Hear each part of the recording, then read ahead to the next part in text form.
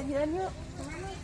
Kelihatannya hari ini ada kajian di pondok itu loh, Pondok Puri. Oh, yang Al-Hikam itu? Iya, Pondok Al-Hikam Puri Pati. Oh iya, saya tahu, saya pernah dengar. Iya, ayo kita lihat, ayo kita mengikuti kajiannya. Yuk.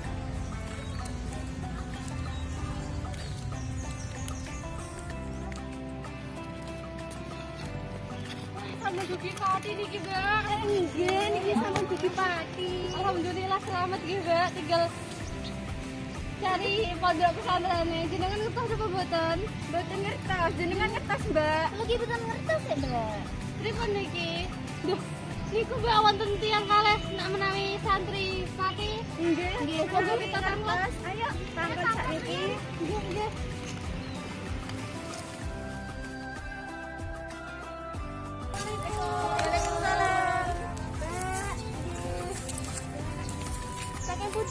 Saking Rembang, Mbak. Niki ajeng mados pondok pesantren, Mbak. Jenengan napa ngertos saking Pati ingkang pondok pesantren saya?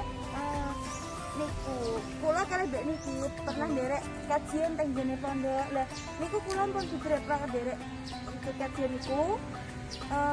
Niku lebih teng jene pondok Puri.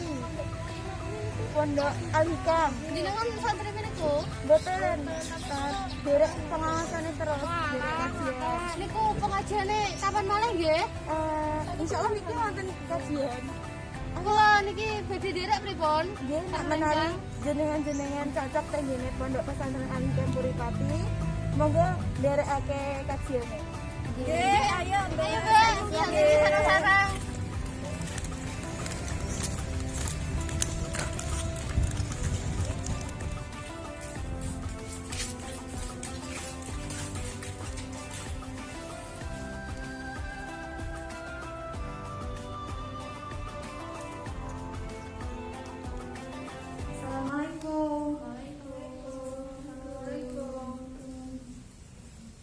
Waalaikumsalam warahmatullahi wabarakatuh.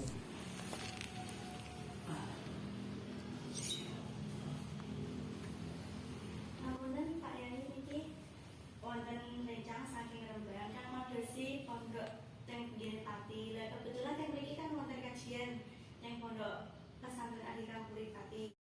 Assalamualaikum warahmatullahi wabarakatuh. Waalaikumsalam warahmatullahi wabarakatuh. Alhamdulillah wassalatu wassalamu ala Rasulillah wa ala alihi wa mawala amma ba'd. Ya, selamat datang anak-anak calon santri yang dari Rembang. Ya, mudah-mudahan tadi niat yang disampaikan oleh siapa ini, Andriana ya? Ya, Andriana, semoga bisa terwujud, nanti bisa bergabung di Pondok Pesantren Al-Hikam Puri Pati.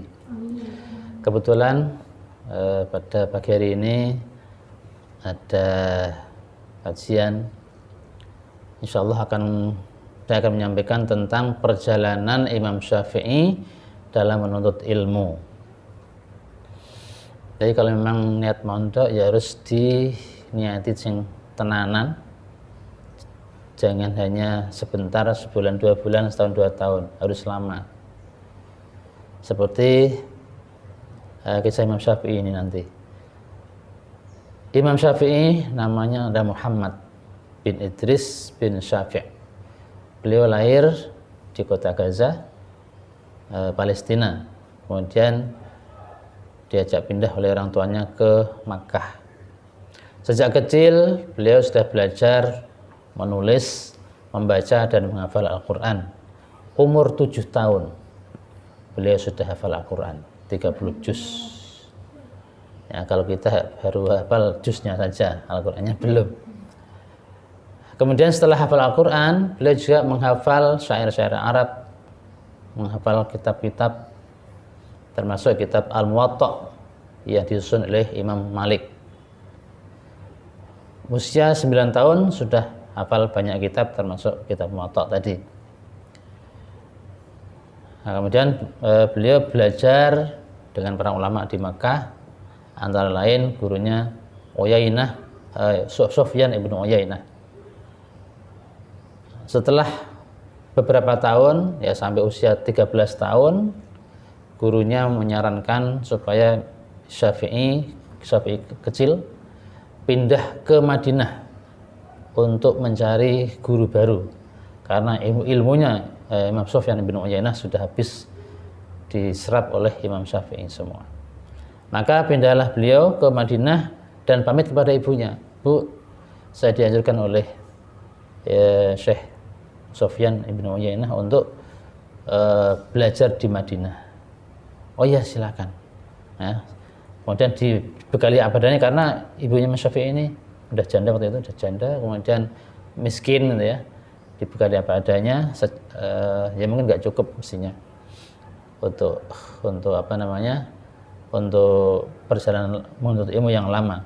Tapi semuanya mereka bertawakal kepada Allah Subhanahu wa taala. Ketika mau berangkat, ibunya Imam Syafi'i berpesan, "Kalau belum saya suruh pulang, kamu jangan pulang. Ya, kalau bisa kita ketemu di akhirat saja." Akhirnya Syafi'i kecil berangkat ke Madinah sendirian. Nah, singkat ceritanya, di sana beliau belajar kepada Imam Malik, pengarang kitab Al-Muwatta yang sudah dihafal sebelumnya.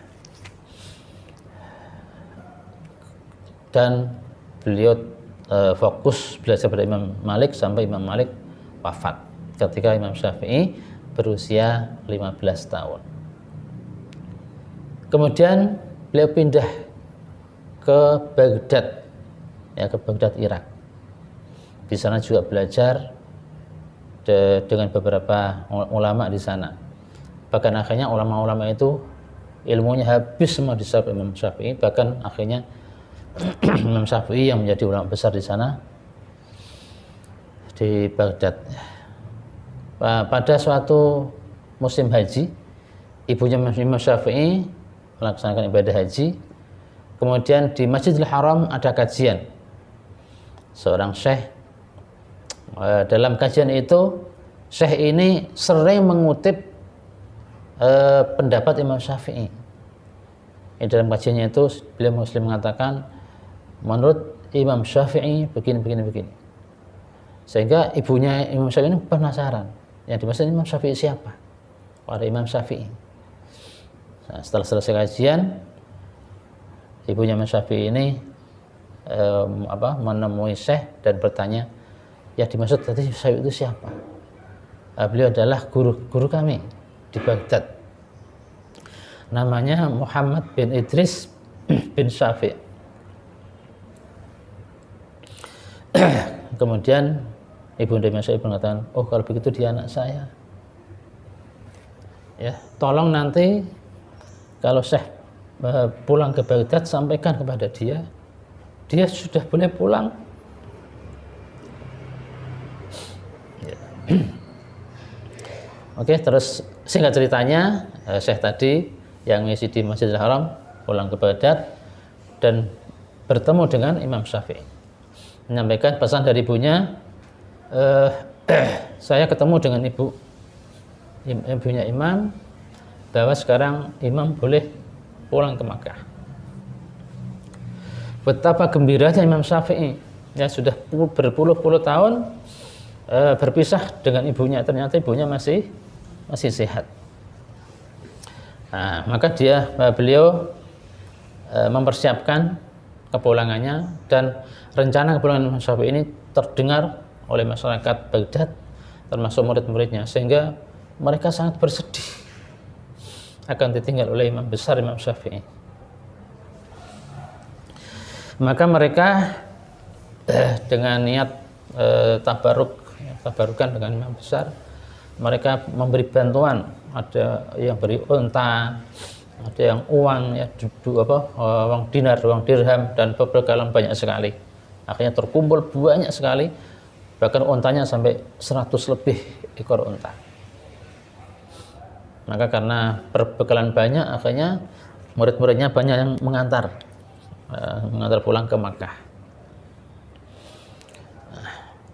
Setelah dalam perjalanan, ya, dari Baghdad ke Makkah, sampai perbatasan kota Makkah, Imam Syafi'i berhenti dan beliau menyuruh salah satu santrinya, salah satu muridnya untuk matur kepada ibunya. Kemudian datanglah seorang santri kepada ibunya, Assalamualaikum. Waalaikumsalam. Ibu, ini ada pesan dari guru kami Imam Syafi'i. Beliau sekarang sudah sampai di perbatasan kota Mekah. Ibunya bertanya, apa yang dibawa oleh Syafi'i? Dia membawa perbekalan yang banyak sekali. Ada unta 100 lebih, ada uang dirham, dinar, dan yang lain-lain. Apa namanya respon ibunya? Ibunya marah. Katakan kepada Syafi'i, dia nggak usah pulang. Ya, saya tidak berharap dia bawa pulang harta benda seperti itu. Dia balik aja ke Baghdad. Maka santri ini kaget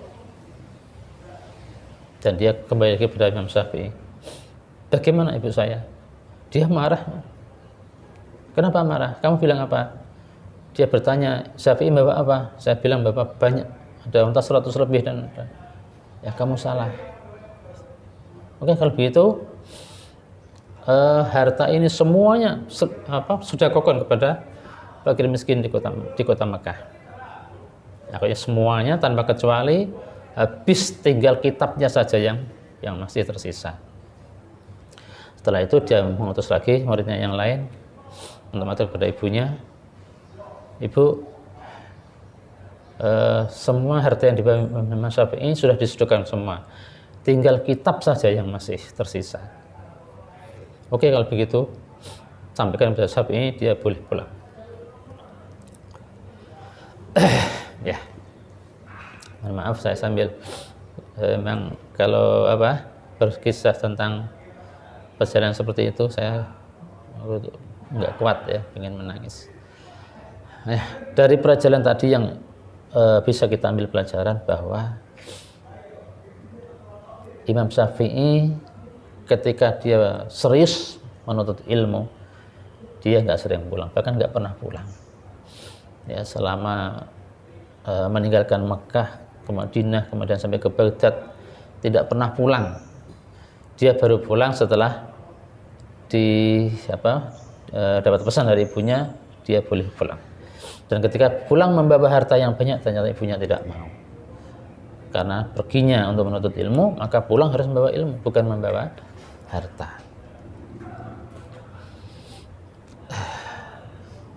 Ya, itulah seorang imam besar. Perjalanan menuntut ilmunya sangat mengharukan, karena harus berpisah dengan ibunya satu-satunya, karena ibunya cuma satu dan ayahnya sudah meninggal. Setelah lama sekali dia baru boleh pulang. Begitu pulang sudah menjadi seorang ulama besar, dan bahkan beliaulah pencetus mazhab Syafi'i yang terkenal di seluruh dunia. Ya, yaitu salah satu dari 4 imam mazhab yang pengikutnya paling besar, termasuk kaum muslimin di Indonesia ini mengikuti mazhab beliau. Ya, mudah-mudahan yang saya sampaikan ini bisa bermanfaat, dan memang pesan saya kepada para santri, kalau niat mondok jangan sering pulang, dan jangan hanya sebentar. Ya, bahkan ada yang mengatakan mondok itu minimal kalau mau jadi orang hebat, orang sukses, minimal 8 tahun. Syukur-syukur 10 tahun, seperti Nabi Musa ya, ketika mengabdi kepada Nabi Syuaib. Ya, beliau 8 tahun. Oke, demikian, semoga bermanfaat. Kita akhiri dengan doa kafaratul majelis. Subhanakallahumma wa bihamdika asyhadu an la ilaha illa anta astaghfiruka wa atubu ilaik. Assalamualaikum warahmatullahi wabarakatuh. Waalaikumsalam warahmatullahi wabarakatuh.